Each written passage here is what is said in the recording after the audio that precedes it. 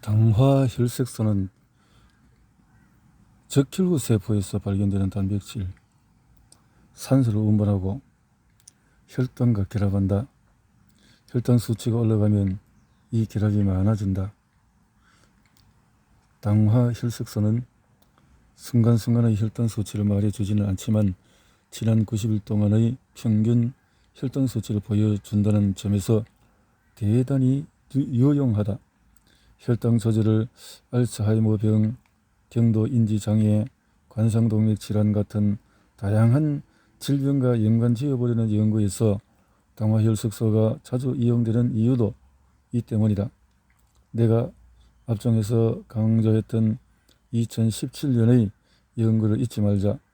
이 연구에서는 대규모의 연구자들이 과체중 비만이 뇌의 구조와 인지에 미치는 영향을 2형 당뇨병이 미치는 영향과 분리하는 일에 착수했다. 이들은 과체중과 비만이 2형 당뇨병 초기에 있는 사람들의 뇌에 미치는 영향을 기록하고 싶었다. 이들은 2형 당뇨병이 있는 과체중 비만 참가자는 정상 체중의 참가자에 비해서 2형 당뇨병 초기에 뇌 구조와 인지에 더 심각. 그래서 그렇게 보려고 하는 것을 구분을 해서 당화혈색소라는 것을 비만과 이렇게 관계하지 않고 볼 수 있다면 그 내용인 같네요. 세포들이 인슐린 신호에 저항하기 때문에 이런 상태를 인슐린 저항성이라는 말로 표현한다.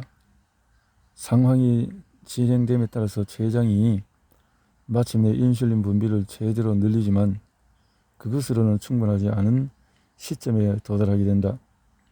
이때 세포가 인슐린 신호에 반응하는 능력을 잃어버려 혈당이 오르기 시작하고 2형 당뇨병이 생긴다. 시스템이 사실상 와해되어 버렸기 때문에 이제는 혈당의 균형을 유지하려면 외부에서 당뇨병 약을 공급해 주어야 한다. 하지만 당뇨병이 있어야만 만성 고혈당을 앓는 것이 아님을 기억하자. 나는 의료 사람들에게 강의를 할 때 4가지 흔한 음식 사진을 즐겨 사용한다. 통밀빵 한 조각, 스니커스 바, 순수한 백설탕 한 스푼, 바나나 사진, 그리고 청중에 어느 것이 혈당을 제일 빨리 높이는지 그래서 검사를 해보자. 최종 당화상물은 그저 염증을 일으키고 자유기를 통해서 몸에 손상을 가하는 데서 그치지 않고 혈관 손상과도 관련이 있는 것으로 보인다. 혈관 손상, 당화혈색소로 보면 그리고 이것으로 당뇨병과 혈관 조직의 상관관계를 설명할 수가 있다. 앞장에서 지적한 바와 같이 당뇨병에서는 뇌졸중 위험이 증가하는 것과 마찬가지로 관상동맥 질환의 위험도 극적으로 증가한다. 당뇨병이 있는 사람 중에는 뇌에 혈액을 공급하는 혈관에 심각한 손상을 입은 사람이 많다. 이들은 알츠하이머 병은 없을지 몰라도 이런 혈액 공급의 문제 때문에 야기된 치매를 앓을 수가 있다. 글루텐 민감성 증상. 글루텐 민감성 및 두통과 관련된 백질의 심각한 변화를 보여주는 MRI 뇌 스캔 영상. 이 과정에서 최종 당화산물이 만들어진다. 이것이 단백질 섬유를 유연성 없는 기형으로 만든다. 최종 당화산물의 작용을 이해하고 싶으면 그냥 조기 노화가 일어난 사람의 얼굴을 보면 된다. 당화 반응은 당 분자가 단백질, 지방, 아미노산과 결합하는 것을 말하는 생화학 용어다. 당 분자가 자기 자신과 달라붙게 만드는 반응이라고도 한다.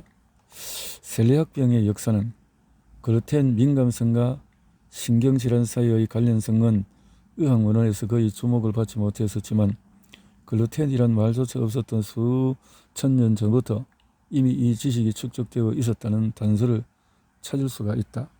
글루텐 민감성.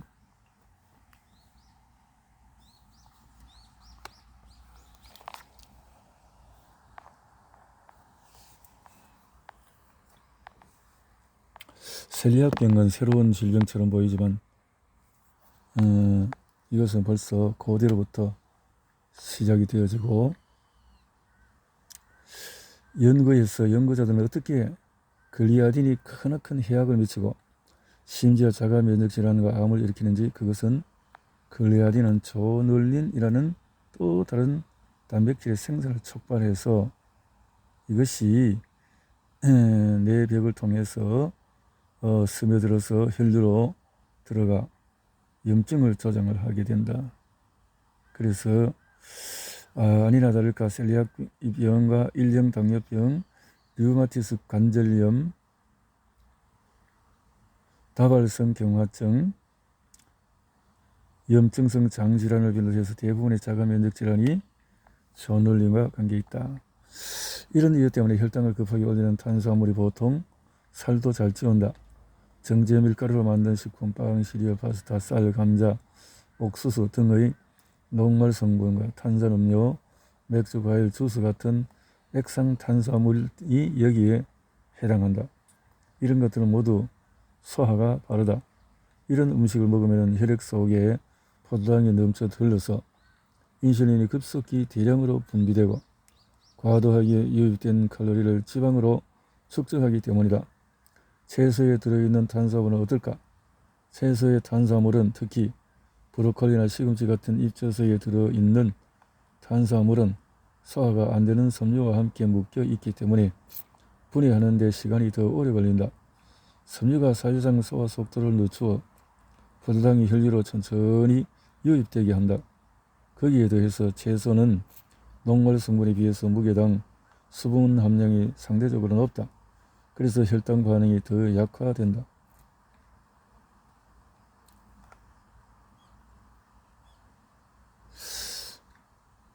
그리고 관련 연구는 충분한데, 과당 섭취는 포도당 내성장애, 내당장애, 또 그래서 인슐린 저항성과 고혈중 지질, 고혈압과 관련이 있다. 그래서 하루에 한 알의 사과도 좋지가 않다. 설탕 대체제에도 속지를 말자. 무엇보다도 체중 감량이 시급함을 이해해야 한다. 과도한 체지방이 쌓이기 시작할 때부터 변화가 시작되기 때문이다. 체지방만 측정해봐도 30년 후에 그 사람의 내 상태가 어떻게 나빠질지 체크할 수가 있다. 심장이 좋은 것이 뇌에도 좋다는 개념은 이제 과학적인 사실로 입증이 된 것이다. 악순환의 고리들이 작동하고 있으면 여지가 없다. 악순환. 내장지방이 몸속의 염증 경로를 자극하고 호르몬의 정상적인 작용을 방해하는 분자에서 신호를 보내는 독특한 능력을 갖고 있다는 것은 잘 알려져 있다. 그리고 이것이 다시 내장지방으로부터 발생하는 일련의 부정적인 효과들을 지속시킨다. 더군다나 내장지방은 일련의 생물학적인 사건을 통해서 염증을 일으킬 뿐만 아니라 내장지방 자체에도 염증이 생긴다. 앞에서 밝혔지만 이제 나는 글루텐 민감성 검사를 권장하지 않는다. 그럴 필요 없이 처음부터 글루텐에 민감하다고 가정하고 아예 피하는 것이 최선이기 때문이다. 셀리악병도 없고 과거의 글루텐 민감성 검사에서 음성이 나왔더라도 말이다. 2015년에 하버드 대학교의 파사노 박사는 해군 의료센터에서 존스 홉킨스 기념비적인 논문을 발표했는데, 저스틴 홀몬 박사가 이끈 연구에서 연구자들은 어떻게 글리아딘이 크나큰 해악을 미치고 심지어 자가 면역 질환과 암을 일으키는 숨은 범인일 수 있는지 보여주었다.